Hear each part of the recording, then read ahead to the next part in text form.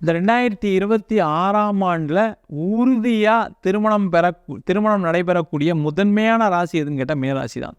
ஏன்னா ராசியிலே சனி பகவான். என்னங்க நீங்கள் ஜென்மசனியில் போய் கல்யாணம் ஆகும்னு சொல்கிறீங்க, நிறைய பேர் கேட்பாங்க. இது நிறைய பேர் டவுட் இருக்குது. ஜென்மசனியில் நல்லது நடக்குமா, ஜென்மசனியில் கல்யாணம் ஆகுமா? சுபனி ஜென்மசனியில் காலகட்டத்தில் தான் திருமண யோகம் ஏற்படும்.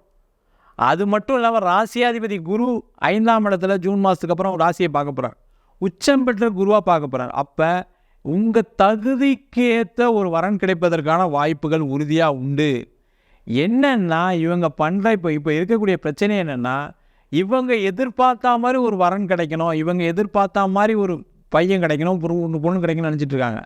அது மட்டும் இல்லாமல் எங்கள் அம்மாவுக்கு பிடிக்கணும் அந்த பொண்ணை, எங்கள் அப்பாவுக்கு அந்த பையனை பிடிக்கணும், என் குடும்பத்தில் இருக்கவங்களுக்கெல்லாம் பிடிக்கணும், எல்லாருடைய வேவ்லென்த்தும் மேட்ச் பண்ண மாதிரி ஒரு வரன் கிடைக்கணும்னு தேடிக்கிட்டு இருக்காங்க. அதனால தான் கல்யாணம் ஆகலை.